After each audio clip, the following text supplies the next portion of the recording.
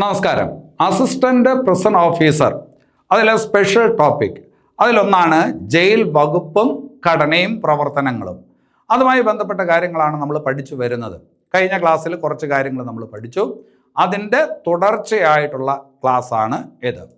ഇനി അത് കഴിഞ്ഞിട്ട് നിങ്ങളിൽ പലരും ചോദിക്കുന്ന ഒരു കാര്യമുണ്ട്, സ്പെഷ്യൽ ടോപ്പിക്കിന് വേണ്ടിയിട്ട് ആസ്ഥ അക്കാഡമി പുസ്തകം തയ്യാറാക്കിയിട്ടുണ്ടോ എന്ന് ചോദിച്ചിട്ടുണ്ട്. പുസ്തകം തയ്യാറാക്കിയിട്ടുണ്ട്. 85 രൂപയാണ് വില. അതിൻ്റെ ഡീറ്റെയിൽസ് ഒക്കെ ഈ വീഡിയോയുടെ അവസാനം പറഞ്ഞിട്ടുണ്ട്.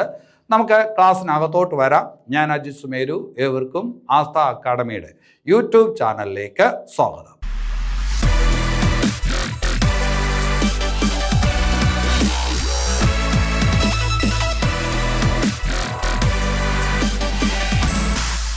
ശരി, അപ്പം നമുക്ക് ഇന്നത്തെ ക്ലാസ്സിലെ ആദ്യത്തെ പോയിന്റിലോട്ട് വരാം. കഴിഞ്ഞ ക്ലാസ്സിൽ നമ്മൾ പറഞ്ഞു നിർത്തിയ ഒരു ഭാഗമുണ്ട്, ബോസ്റ്റൽ സ്കൂൾ അല്ലേ. ബോസ്റ്റൽ സ്കൂൾ എന്താണെന്ന് നമ്മൾ മനസ്സിലാക്കിയിട്ടുണ്ട്. 18 വയസ്സിനും 21 വയസ്സിനും ഇടയ്ക്കോ പ്രായത്തിലുള്ള, അതായത് കൗമാര പ്രായക്കാരായിട്ടുള്ള തടവ് പുള്ളികളെ പാർപ്പിക്കാനുള്ള ജയിൽ വകുപ്പിന് കീഴിലുള്ള ഇടങ്ങളെയാണ് നമ്മൾ ബോസ്റ്റൽ സ്കൂൾ എന്ന് പറയുന്നത് അല്ലേ. അപ്പം ബോസ്റ്റൽ സ്കൂളിൽ പാർപ്പിക്കുന്നത് ഏത് പ്രായത്തിലുള്ള ആൾക്കാരെയാണ്? 18 വയസ്സിനും 21 വയസ്സിനും ഇടയിലുള്ള കൗമാര പ്രായക്കാരായിട്ടുള്ള തടവ് പുള്ളികളെ പാർപ്പിക്കുന്ന ഇടമാണ് ഏത്? ബോസ്റ്റൽ സ്കൂൾ അല്ലെ. കേരളത്തിൽ എത്ര ബോസ്റ്റൽ സ്കൂൾ ഉണ്ടെന്ന് നമ്മൾ പഠിച്ചിട്ടുണ്ട്. കേരളത്തിൽ ഒരേ ഒരു ബോസ്റ്റൽ സ്കൂളേ ഉള്ളൂ. അതെവിടെയാണെന്ന് പഠിച്ചിട്ടുണ്ട്. തൃക്കാക്കര എറണാകുളം ജില്ല. പക്ഷേ കേരളത്തിൽ ആദ്യം ബോസ്റ്റൽ സ്കൂൾ വരുന്നത് കണ്ണൂരാണ്. കണ്ണൂർ ഉണ്ടായിരുന്ന ബോസ്റ്റൽ സ്കൂളാണ് പിന്നീട് അങ്ങോട്ട് മാറ്റിയത്, തൃക്കാക്കരയിലോട്ട് മാറ്റിയത്. അവിടെ ഒരു കാര്യം കൂടി നിങ്ങളൊന്ന് മനസ്സിലാക്കി വെക്കുന്നത് നല്ലതാണ്. ഞാൻ പറഞ്ഞു 18 വയസ്സിനും 21 വയസ്സിനും ഇടയ്ക്ക് പ്രായത്തിലുള്ള ആൾക്കാരെയാണ് ബോസ്റ്റൽ സ്കൂളിൽ പാർപ്പിക്കുന്നത്. അതിന് താഴെയുള്ള പ്രായത്തിലുള്ള ആൾക്കാരെ ആണെങ്കിലോ? അപ്പോൾ ആ കാര്യം മനസ്സിലാക്കാൻ നമ്മളൊരു നിയമം അറിയേണ്ടതായിട്ടുണ്ട്. 2015 juvenile justice act, 2015 juvenile justice act അഥവാ ബാലനീതി നിയമം, ജുവനൈൽ ജസ്റ്റിസ് ആക്ട് അഥവാ ബാലനീതി നിയമം. ഈ നിയമത്തിൽ പ്രധാനമായിട്ടും കുട്ടികളെ രണ്ടായിട്ട് തരംതിരിച്ചാണ് പറയുന്നത്. ഒന്ന്, പ്രത്യേകം കരുതലും സംരക്ഷണവും ആവശ്യമുള്ള കുട്ടികൾ. പ്രത്യേകം കരുതലും സംരക്ഷണവും ആവശ്യമുള്ള കുട്ടികൾ, കുഴപ്പക്കാരായിട്ടുള്ള കുട്ടികളല്ല, പക്ഷേ പ്രത്യേക സംരക്ഷണവും കരുതലും ആവശ്യമുള്ള കുട്ടികളാണ്. ഇനി അത് കഴിഞ്ഞിട്ട് മറ്റൊരു വിഭാഗം എന്ന് പറയുന്നത് നിയമപരമായി പൊരുത്തപ്പെടാത്ത കുട്ടികൾ. അപ്പോൾ 2015 ജുവനൈൽ ജസ്റ്റിസ് ആക്ട് അഥവാ ബാലനീതി നിയമത്തിൽ പ്രധാനമായിട്ടും കുട്ടികളെ രണ്ടായി തരംതിരിച്ചിട്ടുണ്ട്. പ്രത്യേക ശ്രദ്ധയും പരിചരണവും ആവശ്യമായിട്ടുള്ള കുട്ടികൾ, പിന്നെ അത് കഴിഞ്ഞിട്ട് നിയമപരമായി പൊരുത്തപ്പെടാത്ത കുട്ടികൾ. ഇവിടെ നിയമപരമായി പൊരുത്തപ്പെടാത്ത കുട്ടികളെ ഈ ബാലനീതി നിയമത്തിൻ്റെ അടിസ്ഥാനത്തിൽ പാർപ്പിക്കുന്ന ഇടങ്ങളുണ്ട്.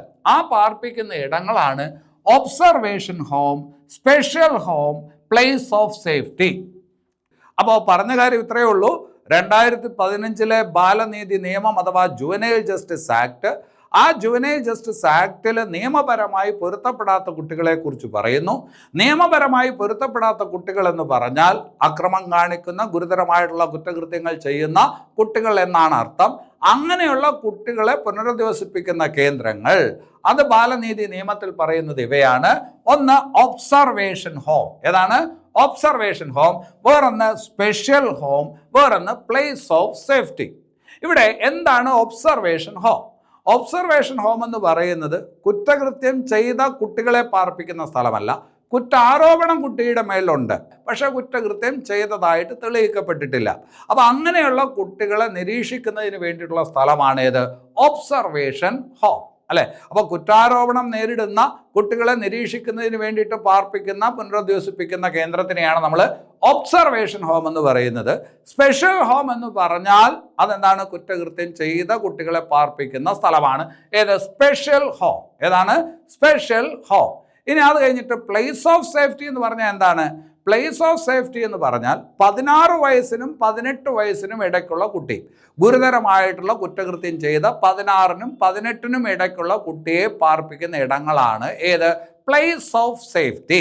16നും 18നും ഇടയ്ക്ക് പ്രായമുള്ള ഗുരുതരമായിട്ടുള്ള കുറ്റകൃത്യം ചെയ്തിട്ടുള്ള കുട്ടികളെ പാർപ്പിക്കുന്ന സ്ഥലമാണ് പ്ലേസ് ഓഫ് സേഫ്റ്റി അല്ലേ. 18നും 21നും ഇടയ്ക്കാവുമ്പോൾ ബോസ്റ്റൽ സ്കൂളായി, പിന്നെ അത് കഴിഞ്ഞിട്ട് 21 മുകളിലാവുമ്പോൾ മുതിർന്ന തടവുകാരായി പ്രായപൂർത്തിയായ തടവുകാരായി അവരെ അടഞ്ഞ ജയിലിലോട്ട് മാറ്റും. ഇതാണല്ലോ. അപ്പോൾ ആ ഒരു കാര്യം ഒന്ന് മനസ്സിലാക്കി വയ്ക്കുക. ഇനി അത് കഴിഞ്ഞിട്ട് വേറൊരു ഭാഗത്തോട്ട് വരാം. കേരളത്തിലെ ജയിലുകളെ എത്രയായി തരംതിരിക്കാം എന്ന് ചോദിച്ചാൽ നമുക്ക് പ്രധാനമായിട്ടും 5ആയിട്ട് തരംതിരിക്കാം. ഒന്ന് സബ് ജയിൽ, ഏതാണ് സബ് ജയിൽ. അത് കഴിഞ്ഞിട്ട് സ്പെഷ്യൽ സബ് ജയിൽ, അത് കഴിഞ്ഞിട്ട് ജില്ലാ ജയിൽ, അത് കഴിഞ്ഞ് സെൻട്രൽ ജയിൽ, അത് കഴിഞ്ഞിട്ട് തുറന്ന ജയിലുകൾ എന്നിങ്ങനെ ജയിലുകളെ പ്രധാനമായിട്ടും 5ആയിട്ടാണ് തരംതിരിക്കുന്നത്. നിങ്ങൾക്കറിയാം, ഹൈ സെക്യൂരിറ്റി ജയിൽ വേറെയുണ്ട്, പിന്നെ അത് കഴിഞ്ഞിട്ട് വനിതാ ജയിലുകൾ വേറെയുണ്ട്. അതിനെ അങ്ങനെ കൂട്ടാറില്ല. അപ്പോൾ sub jail, special sub jail, ജില്ലാ ജയിൽ, സെൻട്രൽ ജയിൽ, തുറന്ന ജയിൽ എന്നിങ്ങനെ ജയിലുകളെ പ്രധാനമായിട്ടും 5ആയിട്ട് തരംതിരിക്കാം. കേരളത്തിലെ എത്ര സബ് ജയിലുകളുണ്ട് എന്ന് നിങ്ങളടുത്ത് ചോദിച്ചാലോ? കേരളത്തിൽ എത്ര സബ് ജയിലുകളുണ്ട് എന്ന് ചോദിച്ചാൽ 16 സബ് ജയിലുകളുണ്ട്. കേരളത്തിലെ എത്ര സ്പെഷ്യൽ ജയിലുകളുണ്ട് എന്ന് ചോദിച്ചാൽ അതും 16ആണ്. കേരളത്തിലെ 16 സബ് ജയിലുകളുണ്ട്, കേരളത്തിലെ 16 സ്പെഷ്യൽ സബ് ജയിലുകളുണ്ട്. കേരളത്തിൽ എത്ര ജില്ലാ ജയിലുകളുണ്ട്? തെറ്റിക്കരുത്, 14 എന്ന് എഴുതി വയ്ക്കരുത്. ജില്ലാ ജയിലുകൾ എത്ര എന്ന് ചോദിച്ചാൽ 13 ജില്ലാ ജയിലുകളേ ഉള്ളൂ. കേരളത്തിൽ ജില്ലാ ജയിലുകൾ 13 എണ്ണമാണ്. അപ്പൊ അവിടെ റേസ് ചെയ്യുന്ന ഒരു ക്വസ്റ്റ്യൻ ഉണ്ട്. എന്താണ്? ഏത് ജില്ലയിലാണ് ജില്ലാ ജയിൽ ഇല്ലാത്തത്? ജില്ലാ ജയിൽ ഇല്ലാത്ത കേരളത്തിലെ ഏക ജില്ല ഏതാണ് എന്ന് ചോദിച്ചാൽ മലപ്പുറമാണ്. മലപ്പുറത്ത് ജില്ലാ ജയിലില്ല, ബാക്കി എല്ലായിടത്തും എന്തുണ്ട്? ജില്ലാ ജയിലുണ്ട്. അപ്പോൾ ആദ്യം പറഞ്ഞത് സബ് ജയിൽ, സബ് ജയിലുകൾ 16, സ്പെഷ്യൽ സബ് ജയിലുകളും 16, അത് കഴിഞ്ഞിട്ട് ജില്ലാ ജയിലുകൾ ഒരിടം ഒഴികെ ബാക്കി എല്ലായിടത്തുമുണ്ട് 13 ജില്ലാ ജയിലുകൾ, അല്ലെ? പിന്നെ അത് കഴിഞ്ഞിട്ട് സെൻട്രൽ ജയിൽ നമ്മൾ നേരത്തെ പഠിച്ചിട്ടുണ്ട്. സെൻട്രൽ ജയിലുകൾ എന്ന് പറയുന്നത് 4 എണ്ണമാണ്. വീണ്ടും ഞാൻ അതിനകത്തോട്ട് വരുന്നില്ല. സെൻട്രൽ ജയിലുകൾ എത്രയുണ്ട്? 4 എണ്ണമുണ്ട്. തുറന്ന ജയിലുകൾ എത്രയാണെന്ന് പഠിച്ചിട്ടുണ്ട്. തുറന്ന ജയിലുകൾ 3 എണ്ണമാണ്. തിരുവനന്തപുരത്ത് നെട്ടുകാൽ തേരിയിലാണ് ആദ്യത്തെ തുറന്ന ജയിൽ എന്ന് പറഞ്ഞു. രണ്ടാമത്തത് പിന്നീട് വന്നത് കാസർഗോഡ് ജില്ലയിൽ ചീമേനിയിലാണ്. പിന്നെ അത് കഴിഞ്ഞിട്ട് വനിതകൾക്ക് വേണ്ടി മാത്രമുള്ള ഒരു തുറന്ന ജയിൽ മൂന്നാമത് വന്നു. അതെവിടെയാണെന്ന് നിങ്ങൾക്ക് അറിയാം. തിരുവനന്തപുരം ജില്ലയിൽ പൂജപ്പുരയിലാണ്. എവിടെയാണ്? തിരുവനന്തപുരം ജില്ലയിൽ പൂജപ്പുരയിലാണ്. വനിതാ ജയിലുകൾ കേരളത്തിൽ എത്രയുണ്ടെന്ന് ചോദിച്ചാൽ അത് നിങ്ങൾക്കറിയാം. 3 വനിതാ ജയിലുകളാണുള്ളത്. കേരളത്തിലെ ആദ്യത്തെ വനിതാ ജയിൽ വന്നത് നെയ്യാറ്റിൻകരയിലാണ്. പിന്നീട് കണ്ണൂരും വിയ്യൂരും ഒക്കെ വനിതാ ജയിലുകൾ വന്നു. അങ്ങനെ കേരളത്തിൽ മൊത്തം വനിതാ ജയിലുകൾ എത്രയാണെന്ന് ചോദിച്ചാൽ 3 വനിതാ ജയിലുകളാണ്. ഹൈ സെക്യൂരിറ്റി ജയിലുകൾ കേരളത്തിൽ എത്ര എണ്ണം ഉണ്ടെന്ന് ചോദിച്ചാൽ ഒരേ ഒരു ഹൈ സെക്യൂരിറ്റി ജയിലാണുള്ളത്. അതെവിടെയാണെന്ന് പഠിച്ചിട്ടുണ്ട്. എവിടെയാണ്? വിയ്യൂർ, തൃശ്ശൂർ ജില്ല. ശരി, അപ്പൊ അത്രയും കാര്യങ്ങൾ ആദ്യം ഓർത്ത് വയ്ക്കണം. ഇനി അവിടെ വേറൊരു കാര്യം വരുന്നത്, പരീക്ഷയ്ക്ക് വരുന്ന ഒരു ചോദ്യം, നമ്മൾ ഈ പറഞ്ഞല്ലോ സബ് ജയിലുകൾ. സബ് ജയിലുകളിൽ പാർപ്പിക്കുന്നത് ആരെയാണ്? സബ് ജയിലുകളിൽ പാർപ്പിക്കുന്നത് ആരെയാണ് എന്ന് ചോദിച്ചാൽ റിമാൻഡ് പ്രതികളെ പാർപ്പിക്കാറുണ്ട്. ഏതെങ്കിലും ഒരു കേസിൽ കോടതിയിൽ വന്നു, കോടതി എന്ത് ചെയ്യുന്നു? ജാമ്യം കൊടുക്കുന്നില്ല. അങ്ങനെ ഒരു സാഹചര്യത്തിൽ തൽക്കാലത്തേക്ക് ജയിലിലോട്ട് മാറ്റും. അപ്പോൾ അങ്ങനെയുള്ളവരെ നമ്മൾ റിമാൻഡ് ചെയ്യപ്പെട്ടവർ എന്ന് പറയാറുണ്ട്. അങ്ങനെയുള്ള റിമാൻഡ് പ്രതികളെ എവിടെ പാർപ്പിക്കാറുണ്ട്? സബ് ജയിലിൽ പാർപ്പിക്കാറുണ്ട്. പിന്നെ അത് കഴിഞ്ഞിട്ട് വിചാരണ തടവുകാർ, വിചാരണ നടക്കുന്നു, ജാമ്യത്തിലെടുക്കാൻ ആളില്ല, അല്ലെങ്കിൽ ജാമ്യം കിട്ടുന്നില്ല, അങ്ങനെയുള്ള ഈ പറഞ്ഞ ആൾക്കാരെ പാർപ്പിക്കും. എവിടെ പാർപ്പിക്കും? സബ് ജയിലിൽ പാർപ്പിക്കും. അപ്പോൾ സബ് ജയിലിൽ ആരെയൊക്കെയാണ്, ഏത് തരത്തിലുള്ള തടവ് പുള്ളികളെയൊക്കെയാണ് പാർപ്പിക്കുന്നത് എന്ന് ചോദിച്ചാൽ റിമാൻഡ് പ്രതികളെ അവിടെ പാർപ്പിക്കാറുണ്ട്. പിന്നെ അത് കഴിഞ്ഞിട്ട് വിചാരണ തടവുകാരെ പാർപ്പിക്കാറുണ്ട്. പിന്നെ അത് കഴിഞ്ഞിട്ട് പ്രത്യേകം ശ്രദ്ധിച്ചോണം, 1 മാസം വരെ ശിക്ഷ ലഭിച്ച പ്രതികളെ, 1 മാസം വരെ ഏതെങ്കിലും ഒരു കുറ്റത്തിന് 1 മാസം വരെ ശിക്ഷ ലഭിച്ച പ്രതികളെ എവിടെ പാർപ്പിക്കും? സബ് ജയിലിൽ പാർപ്പിക്കും. ഇനി അത് കഴിഞ്ഞിട്ട് special sub jail. Special sub ജയിലിൽ ആരെയാണ് പാർപ്പിക്കുന്നത്? ഞാൻ നേരത്തെ പറഞ്ഞ ആ 2 കാറ്റഗറിയിലുള്ള ആൾക്കാരും വരും. റിമാൻഡ് പ്രതികളെ പാർപ്പിക്കാറുണ്ട്. പിന്നെ അത് കഴിഞ്ഞിട്ട് വിചാരണ തടവുകാരെ പാർപ്പിക്കാറുണ്ട്. വ്യത്യാസം എന്ന് പറയുന്നത് 3 മാസം വരെ ശിക്ഷിക്കപ്പെട്ടവരെ എവിടെ പാർപ്പിക്കും? അത് സ്പെഷ്യൽ സബ് ജയിലാണ് പാർപ്പിക്കുന്നത്. ഇനി അത് കഴിഞ്ഞിട്ട് ജില്ലാ ജയിൽ. ജില്ലാ ജയിലിൽ ആരെയൊക്കെയാണ് പാർപ്പിക്കുന്നത്? ആദ്യം പറഞ്ഞ 2 കാറ്റഗറിക്കാരെ അവിടെ പാർപ്പിക്കും. അതായത് റിമാൻഡ് പ്രതികളെ പാർപ്പിക്കും.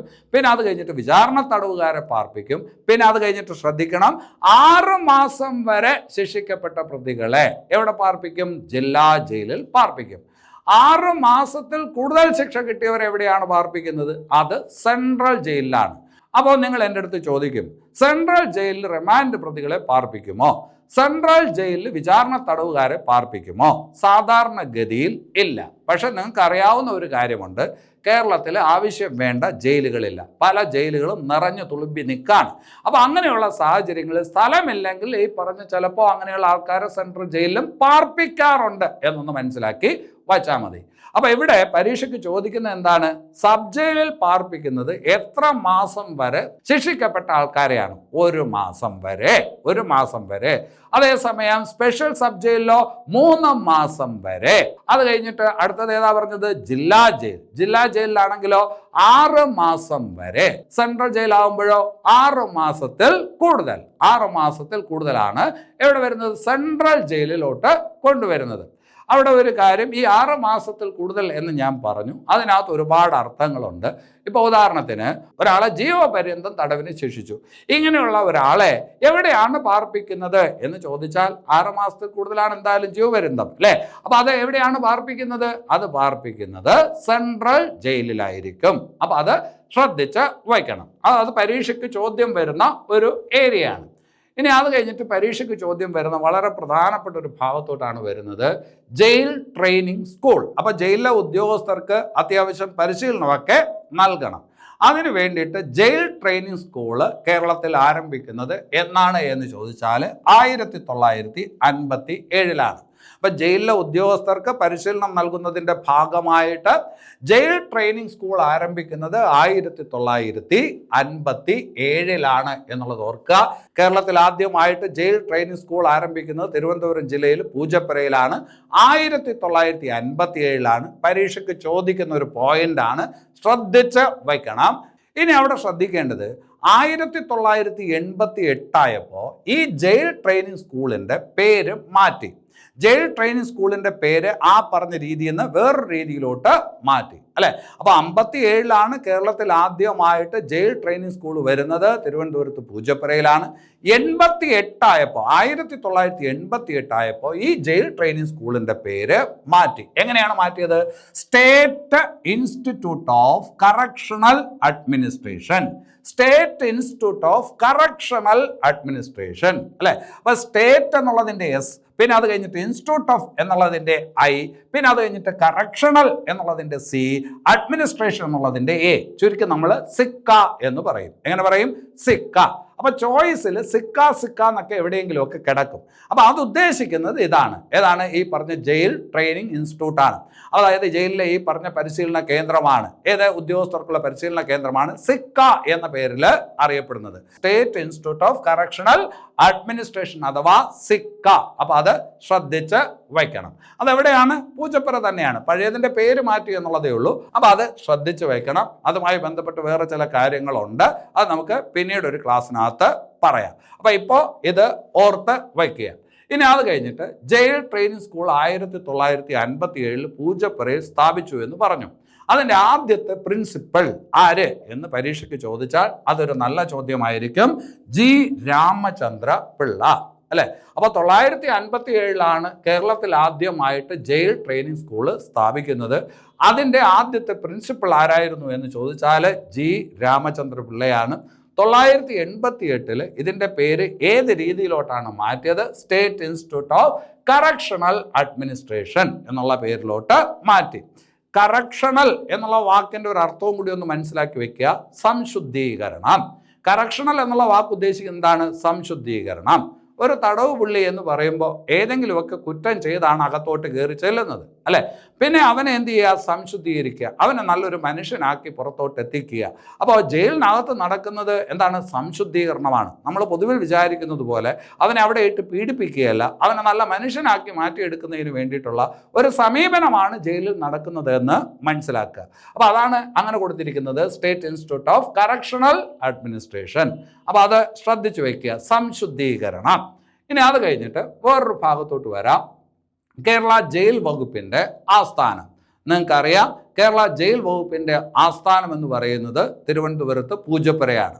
കേരള ജയിൽ വകുപ്പിൻ്റെ ആസ്ഥാനം എവിടെയാണ്? തിരുവനന്തപുരത്ത് പൂജപ്പുരയാണ് കേരള ജയിൽ വകുപ്പിൻ്റെ ആസ്ഥാനം. ഇനി അത് കഴിഞ്ഞിട്ട് കേരള ജയിൽ വകുപ്പിൻ്റെ തലവൻ. കേരള ജയിൽ വകുപ്പിൻ്റെ തലവൻ ആരെന്ന് ചോദിച്ചാൽ DGP ആൻഡ് കറക്ഷണൽ സർവീസസ് എന്ന് പറയും. അപ്പൊ അവിടെ DGP എന്ന് പറഞ്ഞാൽ ഡയറക്ടർ ജനറൽ ഓഫ് പോലീസ് എന്നല്ല, ഡയറക്ടർ ജനറൽ ഓഫ് പ്രിസൺസ് എന്നാണ്.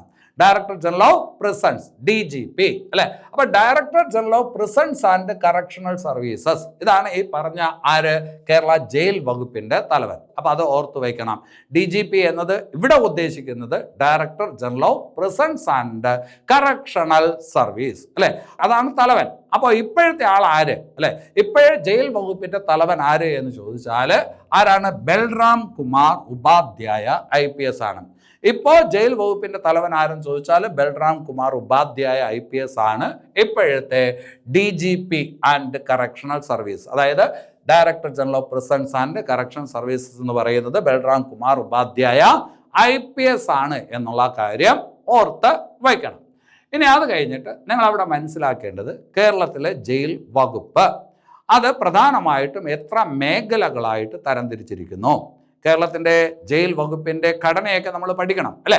അപ്പോൾ ജയിൽ വകുപ്പിനെ എത്ര മേഖലകളായി തരംതിരിച്ചിട്ടുണ്ട് എന്ന് ചോദിച്ചാൽ 3 മേഖലകളായിട്ട് തരംതിരിച്ചിട്ടുണ്ട്. 3 മേഖല എന്ന് പറയുമ്പോൾ ഒന്ന് തെക്കൻ മേഖല, അതായത് തെക്കൻ മേഖല എന്ന് പറയുമ്പോൾ സൗത്ത് സോൺ. പിന്നെ അത് കഴിഞ്ഞിട്ട് മധ്യ മേഖല, സെൻട്രൽ സോൺ മധ്യമേഖല. പിന്നെ അത് കഴിഞ്ഞിട്ട് നോർത്തേൺ സോൺ വടക്കൻ മേഖല. അപ്പോൾ കേരളത്തിലെ ജയിൽ വകുപ്പിനെ പ്രധാനമായിട്ട് 3ആയിട്ടാണ് തരംതിരിച്ചിരിക്കുന്നത്. തെക്കൻ മേഖല, മധ്യമേഖല, വടക്കൻ മേഖല അല്ലെ. സദേൺ സോൺ, സെൻട്രൽ സോൺ, പിന്നെ അത് കഴിഞ്ഞിട്ട് നോർത്തേൺ സോൺ എന്നിങ്ങനെ 3ആയിട്ട് തരംതിരിച്ചിട്ടുണ്ട്. നമ്മൾ ജയിൽ വകുപ്പിന്റെ തലവൻ ആര് എന്ന് പഠിച്ചു. DGP ആൻഡ് കറക്ഷണൽ സർവീസസ് ആണ് ജയിൽ വകുപ്പിന്റെ തലവൻ. അതേസമയം ഈ പറഞ്ഞ മേഖല, ഓരോ മേഖലയ്ക്കും തലവനുണ്ടായിരിക്കും. അതിനെ നമ്മൾ പറയുന്നത് DIG ഓഫ് പ്രിസൺസ് എന്നാണ്. DIG of prisons, deputy inspector general of prison. DIG of prisons അഥവാ deputy inspector general of prisons അല്ലെ. അപ്പം സദേൺ സോണിന്റെ മേധാവി ആര് എന്ന് ചോദിച്ചാൽ DIG ഓഫ് പ്രിസൺസ് ആയിരിക്കും. Deputy inspector general of prisons ആയിരിക്കും ഓരോ മേഖലയുടെയും മേധാവി എന്ന് മനസ്സിലാക്കി വയ്ക്കുക. അപ്പോൾ മൊത്തത്തിലുള്ള മേധാവി DGP ആൻഡ് കറക്ഷണൽ സർവീസ്. അതേസമയം ഈ പറഞ്ഞ ഓരോ മേഖലയുടെയും തലവൻ ആരെന്ന് ചോദിച്ചാൽ DIG ഓഫ് പ്രിസൺസ് ആണ്, അതായത് deputy inspector general of prisons ആണ് എന്നുള്ളത് ഓർത്ത് വയ്ക്കണം. ഇനി അത് കഴിഞ്ഞിട്ട് വേറൊരു ഭാഗത്തോട്ട് വരാം. പരീക്ഷയ്ക്ക് ചോദ്യം വരുന്ന ഒരു ഭാഗമാണ് കേരള പ്രിസൺസ് റൂൾസ് 1958. അതായത് കേരള സംസ്ഥാനം രൂപീകരിച്ചതിന് ശേഷമുള്ള ആദ്യത്തെ ജയിൽ ചട്ടങ്ങൾ, കേരള പ്രിസൺസ് റൂൾസ്. റൂൾസിന്റെ മലയാളമാണ് ഏത്? ചട്ടങ്ങൾ എന്ന് നമ്മൾ പറയുന്നത്, ചട്ടം എന്ന് നമ്മൾ പറയും. നിയമം വേറെ, റൂൾസ് വേറെ. നിയമവും റൂൾസും തമ്മിൽ ചെറിയ വ്യത്യാസങ്ങളുണ്ട്. ഒരു നിയമത്തെ ആസ്പദമാക്കിയിട്ടാണ് അല്ലെങ്കിൽ ഒരു നിയമത്തെ അടിസ്ഥാനമാക്കിയിട്ടാണ് പിന്നീട് പല ചട്ടങ്ങളും ഉണ്ടാകുന്നത്. ഇപ്പോൾ ഇവിടെ കേരള പ്രിസൺസ് റൂൾസ് 1958 കേരളത്തിൽ ആദ്യത്തെ ഈ പറഞ്ഞ പ്രിസൺസ് റൂൾസ് ആണ്. അത് വരുന്നത് 1958 കേരള പ്രിസൺസ് റൂൾസ് 1958 എന്ന് പറയുമ്പോൾ ഏതോ നിയമത്തെ അടിസ്ഥാനമാക്കി ഉണ്ടാക്കിയതാണ് അല്ലേ. അത് ഏത് നിയമം എന്ന് മനസ്സിലാക്കി വെക്കണം. അത് ഇന്ത്യൻ പ്രിസൺ ആക്ട് 1894. പിന്നെ അത് കഴിഞ്ഞിട്ട് ട്രാവൻകൂർ കൊച്ചിൻ പ്രിസൺ ആക്ട് 1950. അപ്പോൾ 1894 Indian prison act, 1950 Travancore Cochin prison act, ഇവയെ അടിസ്ഥാനമാക്കി കേരള പ്രിസൺസ് റൂൾസ്, അതായത് കേരള ജയിൽ ചട്ടങ്ങൾ ഈ പറഞ്ഞ ഈ സംസ്ഥാനത്ത് ആദ്യം വരുന്നത് 1958 അറിഞ്ഞ് വയ്ക്കണം. പക്ഷെ അതിനേക്കാളും കുറെ കൂടി ഇമ്പോർട്ടൻ്റ് ആയിട്ടുള്ള ഒരു കാര്യമുണ്ട്. അതാണ് Kerala prisons and correctional service management act 2010. കുറച്ചുകൂടി ആധുനികമായിട്ടുള്ള ഒരു നിയമമാണ്. ഇന്ത്യൻ പ്രിസൺ ആക്ട് എന്ന് പറയുമ്പോഴും ട്രാവൻകൂർ കൊച്ചിൻ പ്രിസൺ ആക്ട് എന്ന് പറയുമ്പോഴും അതൊക്കെ ഇത്തിരി പഴയതാണ്.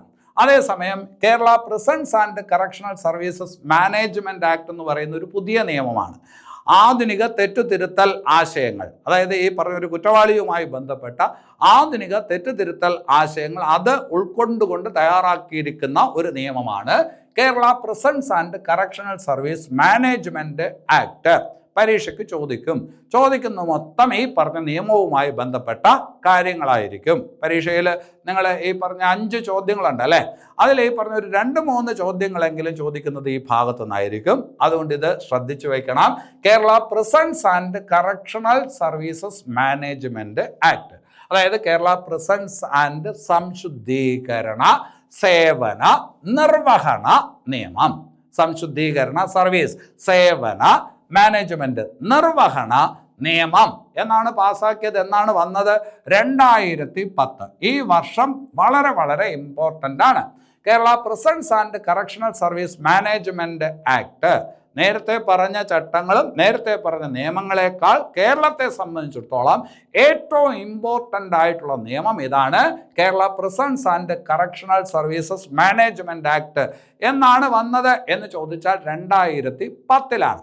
ഈ നിയമത്തെ അടിസ്ഥാനമാക്കിക്കൊണ്ട് പിന്നീട് ഈ പറഞ്ഞ പ്രിസൺ റൂൾസ്, അതായത് ഈ പറഞ്ഞ പ്രിസൺ ചട്ടങ്ങൾ പിന്നീട് നിലവിൽ വന്നു. എപ്പോ എന്ന് ചോദിച്ചാൽ 2014. 2010 എന്താണ്? 2010 വന്നത് ഈ പറഞ്ഞ നിയമമാണ്. ഈ നിയമത്തെ ആസ്പദമാക്കിയിട്ട് പിന്നീട് ഈ പറഞ്ഞ എന്താണ് ചട്ടങ്ങൾ വന്നു അല്ലെ. ആ ചട്ടങ്ങൾ വന്നത് എപ്പോഴാണ്? 2014-ലാണ്. അപ്പോൾ 2010 Kerala prisons and correctional service management act അടിസ്ഥാനപ്പെടുത്തിയിട്ടുള്ള ചട്ടങ്ങൾ നിലവിൽ വരുന്നത് 2014-ലാണ്. 2010, 2014. ശരി, ഇനി അത് കഴിഞ്ഞിട്ട് ഇതിൻ്റെയൊക്കെ നോട്ട് തരാമോ സാറേ എന്ന് നിങ്ങൾ ചോദിക്കും. അതിന് വേണ്ടിയിട്ടൊരു പുസ്തകം ചെയ്തിട്ടുണ്ട്. വളരെ ചെറിയ പുസ്തകമാണ്. 85 രൂപ മാത്രമേ വിലയുള്ളൂ. നിങ്ങളിവിടെ പഠിക്കുന്ന കാര്യങ്ങൾ ഒരു ക്രമത്തിലാണ് നമ്മളിതെല്ലാം പഠിക്കുന്നത്. പഠിക്കാനുള്ള എളുപ്പത്തിന് വേണ്ടിയിട്ട് കൂടിയാണ് പഠിക്കുന്നത്. എങ്ങനെയെങ്കിലും പറഞ്ഞ് കോംപ്ലിക്കേറ്റഡ് ആക്കുകയല്ല, ലഘൂകരിച്ച് കൊണ്ടുവരാൻ വേണ്ടിയിട്ടാണ് ശ്രമിക്കുന്നത്. ആ രീതിയിൽ തയ്യാറാക്കിയിരിക്കുന്ന പുസ്തകമാണ്. ഞാൻ തന്നെ എഴുതി തയ്യാറാക്കിയ പുസ്തകമാണ്. 85 രൂപ മാത്രമേ വിലയുള്ളൂ. 88 പേജേ ഉള്ളൂ. രാമായണവും മഹാഭാരതവും ഒന്നല്ല, ഒറ്റ എരിപ്പിന് വായിച്ചു തീർക്കാൻ പറ്റുന്ന പുസ്തകം. അത് ഈ പറഞ്ഞ സ്പെഷ്യൽ ടോപ്പിക്കിലെ 20 മാർക്ക്, ആ 20 മാർക്ക് കിട്ടത്തക്ക വിധത്തിൽ തയ്യാറാക്കിയിരിക്കുന്ന പുസ്തകമാണ്. അപ്പോൾ ആ സ്പെഷ്യൽ ടോപ്പിക്കിനകത്ത് നമുക്ക് എന്തൊക്കെയുണ്ട്? വിവരാവകാശ നിയമമുണ്ട് 5 മാർക്ക്, മനുഷ്യാവകാശ നിയമമുണ്ട് 5 മാർക്ക്. സാധാരണ പരീക്ഷയ്ക്ക് നിങ്ങൾ പഠിക്കുന്നത് പോലെ വിവരാവകാശ നിയമവും മനുഷ്യാവകാശ നിയമവും പഠിച്ചാൽ ആ 5 മാർക്ക് കിട്ടത്തില്ല. അതായത് അവിടെ രണ്ടിടത്തും കൂടെ 10 മാർക്കാണ്. ആ മാർക്ക് നിങ്ങൾക്ക് കിട്ടത്തില്ല. അത് പ്രത്യേക രീതിയിൽ തന്നെ പഠിക്കണം. വേറെ ചില കാര്യങ്ങൾ അതിനകത്ത് ആഡ് ചെയ്യാനുണ്ട്. അങ്ങനെ ആഡ് ചെയ്ത് വെച്ചിരിക്കുന്ന പുസ്തകം, പെട്ടെന്ന് പഠിച്ചു തീർക്കാൻ പറ്റുന്ന പുസ്തകം.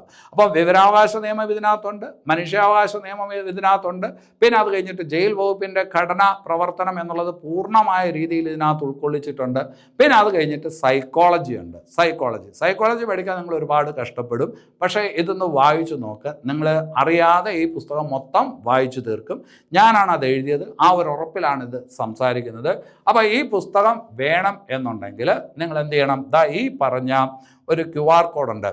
ഇതിനകത്തോട്ട് നിങ്ങൾ ഗൂഗിൾ പേ എടുക്കുക. ഗൂഗിൾ പേ എടുത്തിട്ട് ഈ പറഞ്ഞ അവിടെ ഈ QR അടിക്കാനുള്ള സ്ഥലമുണ്ട്. അവിടെ ഈ പറഞ്ഞ ഈ സാധനം അടിച്ചു കൊടുക്കുക. എന്തെങ്കിലും സംശയം ഉണ്ടെങ്കിൽ ഇതാ ഈ നമ്പറിലോട്ട് വിളിക്കുക. 85 രൂപ നിങ്ങൾ ഇതിൽ പേയ്മെൻറ്റ് ചെയ്തിട്ട് നിങ്ങളുടെ അഡ്രസ്സ്, കൃത്യമായിട്ടുള്ള അഡ്രസ്സ്, ആ അഡ്രസ്സിനകത്ത് നിങ്ങളുടെ എന്ത് വേണം? പോസ്റ്റൽ പിൻകോഡ് വേണം. അതിനകത്ത് കൃത്യമായിട്ട് പിൻകോഡും കൂടി ഉണ്ടായിരിക്കണം. ആ പിൻകോഡ് അയച്ചു കൊടുത്താൽ എത്രയും പെട്ടെന്ന് നിങ്ങൾക്ക് പുസ്തകം എത്തിച്ചു തരാനായിട്ട് സാധിക്കും. ഈ ക്ലാസ് ഇവിടെ അവസാനിക്കുന്നു. ഇതിൻ്റെ തുടർച്ചയായിട്ടുള്ള ക്ലാസ്സുകൾ ഉടനെ തന്നെ അപ്ലോഡ് ചെയ്യാം. അപ്പോൾ എല്ലാവർക്കും നല്ലത് വരട്ടെ. നന്ദി.